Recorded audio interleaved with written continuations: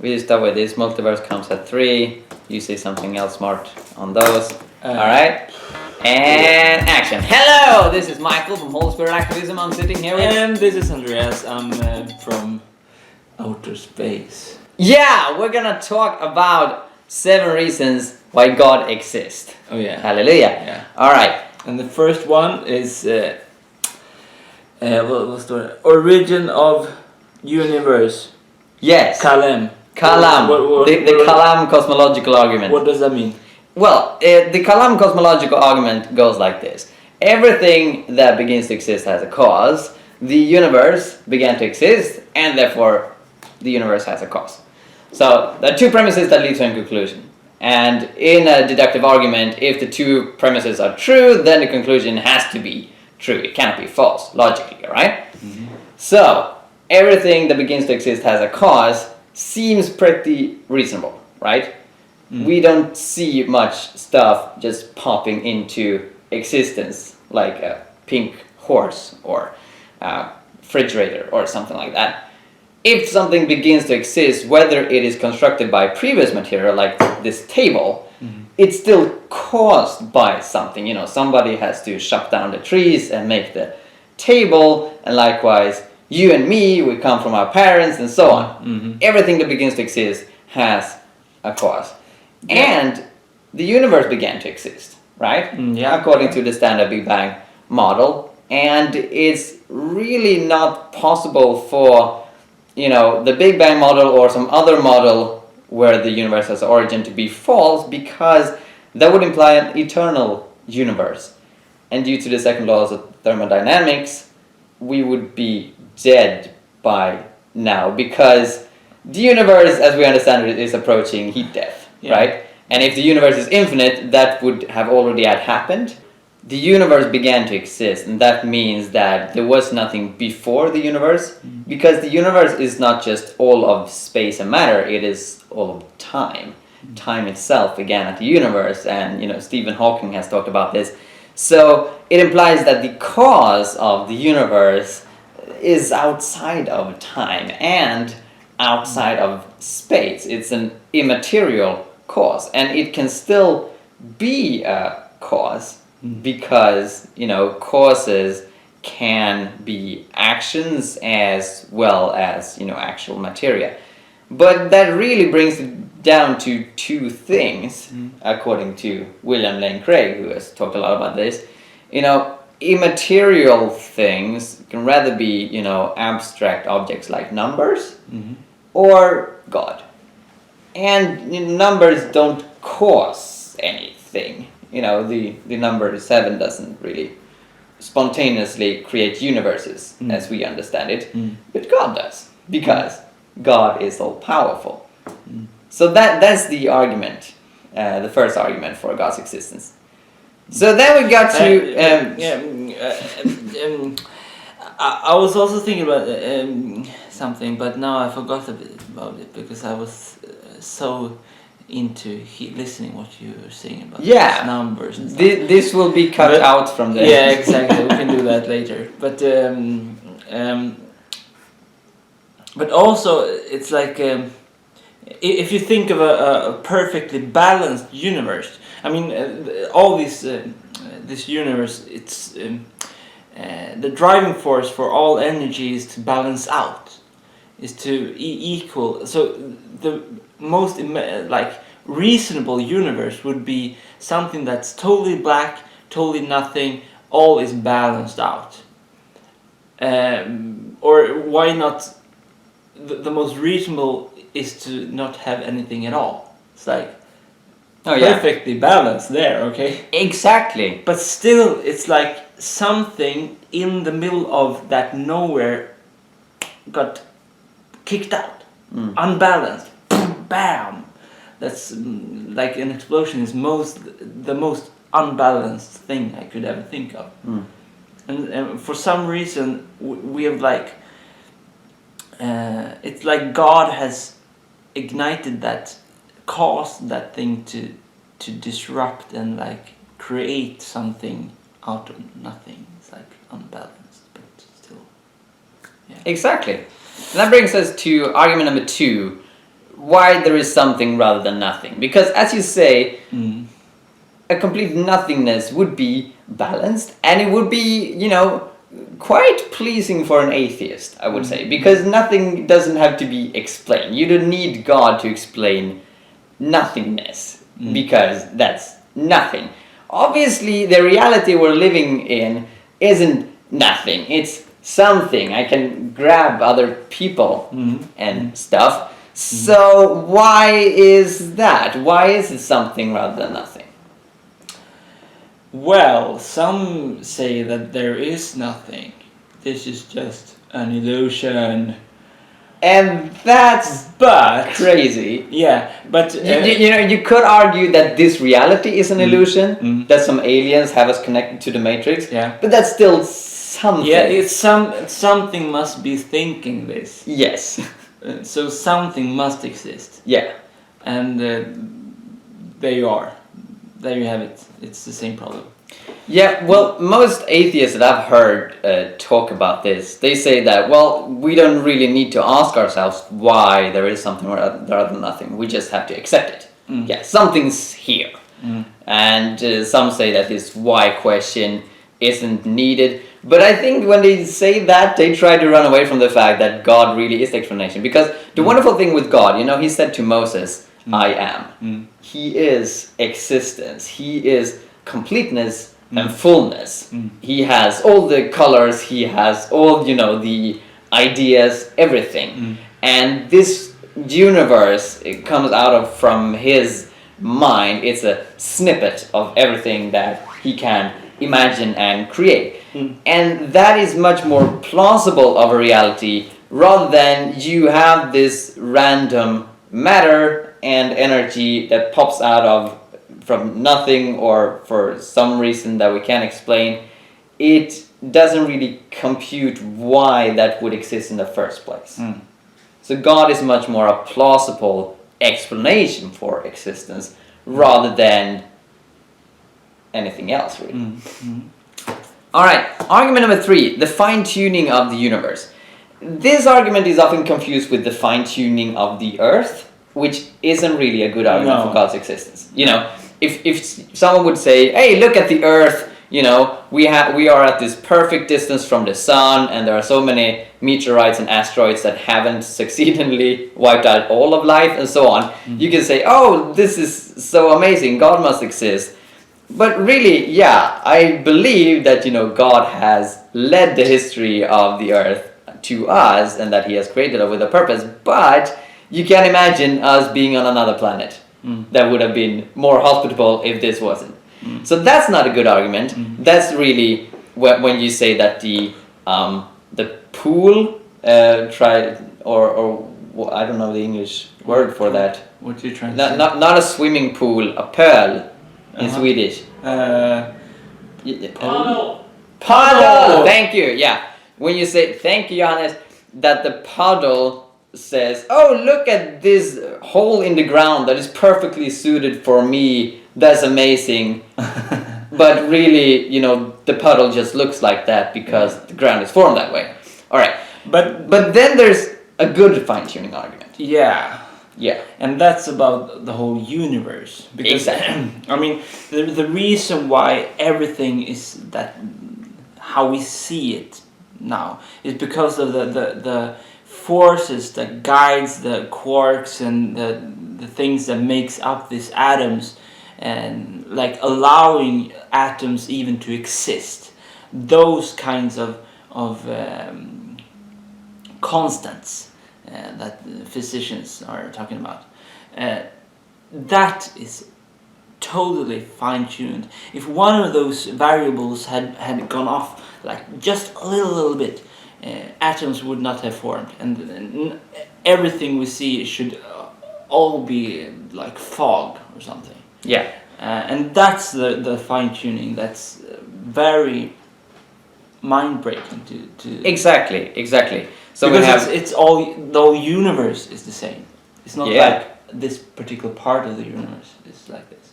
Exactly. So we have the gravitational constant, we have the relationship between proton and electron, and we have the cosmological constant, which is signified by a lambda sign, Yeah. like Atlantis, the Disney movie.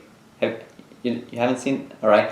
Okay, so if you would change the cosmological constant by less than a trillionth of a percent, the universe would either be sucked back into a black hole right after the Big Bang, or it would disperse so quickly so stars would never form. And that is insane. And this is a possible reality, really. You can't imagine that when the universe was created in the Big Bang, the cosmological constant would have been different. But then the universe as we know it, that permits not just life, but even stars, would not exist. And this, of course, implies that either the universe is extremely lucky in a way that we can't even fathom, because the chances of this happening randomly are so insignificantly small, or there is a creator, a designer behind this. Now, some would say that there are a multiverse. There is a multiverse, multiple universes that pop out, and they have these numbers at random. So, of course, the vast majority of them, almost every single one of them, don't permit life, but ours do, because we're lucky. And that brings us back to the puddle argument. We think that we are created because our universe creates life, but really we're just living in a universe that permits life. But what's the problem with the multiverse theory? The problem was, as you said, it's like you have a problem with you cannot measure multiverses. You cannot detect them. So, in my point of view, this theory is more like, okay, this is too good to be true, that all these concepts are perfectly fine-tuned for life, but we cannot still really think of a creator that this is like this, because it has a purpose. It's someone who created this like this. So it must be some kind of chance, and if it's some kind of chance, it must be one chance of million of chances.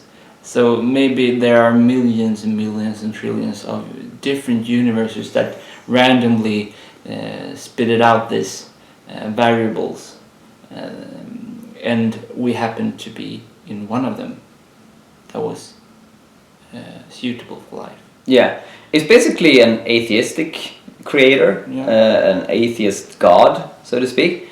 And of course, many people would say, well, there's no evidences for a god either, so why not believe in this? But that brings us to some of our other points that really indicate the existence of God. Number 4, the existence of objective morality. And this also needs to be explained, and it is not saying that because morality exists, God exists, but objective morality. And by objective morality, I mean that something is, as you can hear, objectively wrong. It's always wrong, no matter what people say, no matter what people think. Hitler did something wrong, even if he himself thought that it was right. And that makes it distinct from subjective morality. Because we all have, in some way, subjective morality. We think that this is right, and that's why we do it. Some people, when they do stuff, they know that they are sinning and they're doing something wrong, but others, they have convinced themselves that they're doing something right. Now, if you're an atheist, if you don't believe that God exists, you don't really have any reason whatsoever to believe in objective morality, and you cannot really find an objective reference point to show, this is objectively moral, this is what is really right. Now, some people have tried to do that, like Sam Harris. He's written a book about how you can, by scientific mean, understand what is objectively moral. And I think his definition of morality is well-being of conscious creatures. But the problem is that then he sort of assumes what he wants to prove. So then he argues, hey, look, that science can measure well-being and we can see what's best for people, and that's really what's moral. But he has from the start defined morality in a certain way, and that's him doing it. That's Sam Harris' view of morality, which many people throughout history don't agree with. You know, for one thing, he doesn't say the well-being of humans. He says the well-being of conscious creatures to include other species. Now, many people would object to that. And furthermore, as we talked about before we started recording, you know, when Ku Klux Klan says that we want to promote what is the well-being of white people, you know, most of us would say, oh, that's so wrong. You know, we have a sense of objective morality, but how can we really show that without referring to an objective reference point? You know, just showing them the Universal Declaration of Human Rights won't really impact them, because that could also be viewed as this subjective document that, you know, some people have created and Ku Klux Klan doesn't agree with it. So from their viewpoint, they have no reason to include people of other ethnicities into Sam Harris' moralic definition of well-being. Okay, I have a question. Yeah. We talked about universes earlier. Yeah. And we said that they are not really detectable, or you cannot measure multiverses. But how about God? You cannot detect him. You cannot, yes! You cannot... How? By miracles. And that brings us to argument number 5. Miracles. Yeah. So here's a big book about miracles. It's called Miracles. It's written by Craig Keener, American professor. And he is a professor of New Testament exegetics. He sort of created a footnote in his commentary to the book of Acts, why he didn't just assume that the miracle stories in the book of Acts were fake and myths. And when that footnote sort of grew to 200 pages, he decided to make an own book out of that. So this is 1,000 pages. I think about 250 of them are references, lots of footnotes, and lots of scientifically verified miracles. So scientifically verified miracles is something that also Candy Gunther Brown has researched in her book, Testing a Prayer, and several others. It's basically when somebody, and it's often healing one, right? So somebody prays for a person who is very sick in something that doctors and their medical knowledge and skills cannot cure. And after prayer, this person is cured, and the doctors can explain what happened. This has happened thousands upon thousands of times. It is a real thing. He writes on page 433 in Miracles, Rex Gardner, a physician, records numerous healings verified by eyewitnesses, some with medical documentation. For example, a young medical trainee in North Wales was dying of meningitis in the hospital, but those praying for her felt that she would recover against medical opinion. X-ray films of her chest initially revealed extensive left-sided pneumonia with collapse of the middle lobe. 2 days later, however, new X-rays showed a normal chest. Because of scarring on her eye, the ophthalmologist assured her that she would have permanent blindness in that eye despite her confidence that she would be healed. Clearly some patients who insist they will recover are in denial, but such was not the case here. Her eye recovered completely, for which the ophthalmologist, I'm sorry, I don't know what that word means, could offer no explanation. The 4 consultants, this is a quote by the way, the 4 consultants who saw her on admission to hospital remain confident of their initial diagnosis. She is shown at post-credit medical meetings as the one that got away. And he furthermore cites the healing of a cardiac invalid and other examples, and so on and so forth. So again, this is a real thing. We're not making it up when we say that there are so many scientifically, medically verified healings in the world.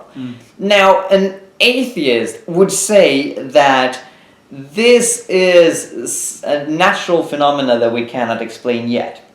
So it's not really God, this thing that they are receiving prayer when it happens, that's just a coincidence. when it comes to some minor recoveries, they would say that is placebo. When you think that you're getting better. But placebo can't explain someone being healed from meningitis and pneumonia. No. It's very limited in scope, and it actually, as I understand it, quite often you go back to your initial state after the placebo effect. So you get better, but then you sort of reverse, and it's only a couple of illnesses and diseases that you can actually connect this to. Most of them having connections with the brain. So anyway, the atheists will say that, okay, there are many cases of things that are inexplicable scientifically. But we will discover the reason for it in the future, or we will never discover it, but there is a natural explanation. We just don't know it yet. You gotta have faith. That is faith. That is belief. Yeah. That is belief. And that's really the thing. Now, as Christians, we like belief. We like faith, We're not criticizing that. But atheists should be aware of, when they say that they don't believe in faith, and that they only go with, science, they're actually saying something inaccurate if they then go on saying, well, this that is inexplicable, it's probably a natural cause. Some would say that what we're arguing for now is God of the gaps theory, that, we cannot explain this phenomena, so it has to be God. But I mean, when it comes to several of these healings, like Candy Gunther Brown went to Mozambique and researched how Iris Global pray for blind and deaf people. And she could show in an article, together with some colleagues that are doctors in medicine, that people were indeed healed. I mean, they had, previous to prayer, not good vision or hearing at all, and then it was significantly improved so that they were basically healed. And that's a real thing, and it's something that we read about in the Bible. People getting healed from blindness and deafness after prayer. That's not something new, and the explanation has always been God, right?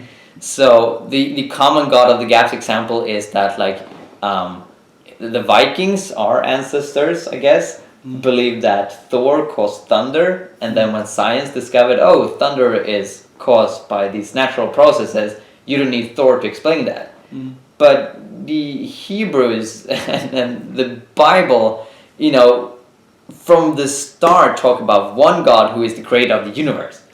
That's a big issue, and they do think that God intervenes miraculously and he has his hand over creation, but it's not really that you need God to explain every single natural phenomena, and the Bible never claims that that is the case.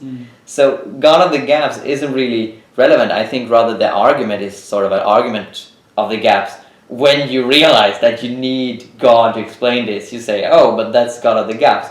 But when it comes to any other thing that is an explanation, you most often do this, that you go through what can the explanations be, and then you go with the most plausible one, right? So when it comes to miracles, it's quite obvious. You pray to God, somebody gets healed, no doctor can explain what happened. That is a strong indication of God's existence. What about Jesus? Yeah! He healed people. Exactly. So our argument number 6 is Jesus is awesome. Yeah, Jesus healed a lot of people, and you can see this obviously in the New Testament. There are so many testimonies of healing, and what you encounter there is that even his critics acknowledge his miraculous ministry. Okay. So the Pharisees who didn't agree with him, they said that, he's doing miracles, but it's by the power of demons. You can see this in Talmud, that there is a reference to Jesus that, that was a false prophet who did miracles by demonic deception, and he was sort of a sorcerer, according to that source. So those who didn't agree with Jesus, even they acknowledged that he was doing miraculous stuff. And this is important to realize. C.S. Lewis has written about how we can't really write Jesus off as just a good moralic preacher, who was just a hippie, telling people to love their enemies and to be nice to people until he was crucified. He didn't leave that option for us because it's so evident in the New Testament that Jesus was preaching about the kingdom of God and that he was the Messiah. He acknowledged that, not in a super obvious manner, because some people thinking that the Messiah would be a military leader actually tried him to make him a king to sort of go against the Romans, and he didn't want that. It's super obvious that the early Christians were pacifist and teaching nonviolence, and that this was the teaching that they communicated from Jesus. So Jesus had this message about him being the Son of God. That was the opinion of the early Christians, those who wrote the New Testament. He is the Son of God. He's God himself. He shares God's nature, right? And that means that he cannot just be a good, nice hippie. You know, he did claim stuff like nobody can come to the Father except by through the Son. But just a comment here, because if I would hear someone now walking around the streets and talking and saying, "I'm God, I'm God," I would think he's crazy. Yeah. How come that all these thousands of people started to following him? Yeah, exactly. What did he do? What did he say to actually confirm like that he is not really? He's not only a crazy guy. Exactly. Now Mark 3 even says that Jesus' family came to get him back to Nazareth because they thought he was out of his mind. Then we read later on in the Gospels and Acts that his family confessed him as Lord and Messiah. His brother James became the leader of the Jerusalem church, and Mary, his mother, joined the churches, and so on. And also, if you read the Bible, New Testament, you can see that the people are really. I mean, Paul, he was highly educated. Oh yes. He was really one of the greatest, like Pharisees or at his time, and when he writes, it's really complicated, and it's like he's not stupid. He's really like, and also like I mean, Luke, he was a scientist. He was a doctor. And historian. And a historian, yeah. And when he writes, he's very determined to be like accurate when he says something, and Yeah, and this is also a common myth that, you know, people became smart in the 18th century. A lot of people in the West that, you know, sincerely believe that's when, you know, science was created, and that's when we realized that there is no God and we became smart. That's not true at all. I mean, that's just so fake. And it's really important to realize that it's not stupid to believe in miracles. It's not stupid to believe in God. That is actually plausible. It is rational, and it is really what the evidence suggests, and the majority of people believe. Yeah. And finally, point number 7. Go see for yourself that God exists. Pray to him. You know, one Bible verse that has really been fruitful for me is a Bible verse in James. I don't actually remember the chapter or verse. I think it's chapter 3. He says, get closer to God and God will get closer to you. Yeah. So as we open ourselves for him and sincerely pray to him, not as a joke and not as, you know, something that's not relevant, but really approaching the creator of the universe, he will answer. And I would like challenge you to be a real scientist, to seek out truth for truth's sake, not for like your own sake. Because I mean, all the scientists that makes discoveries, they take always a leap of faith. They walk into a wilderness where they don't know what to find, but they have some clue that makes them, okay, maybe there is something behind this hill, and then they start to walk. So this is exactly the same with God. you have to take some step of faith into this. I mean, how could you ever know if there is a God if you never seek Him, if you never ask Him, if you never pray to Him, if you never let Him make a chance to answer your prayers, if you never pray.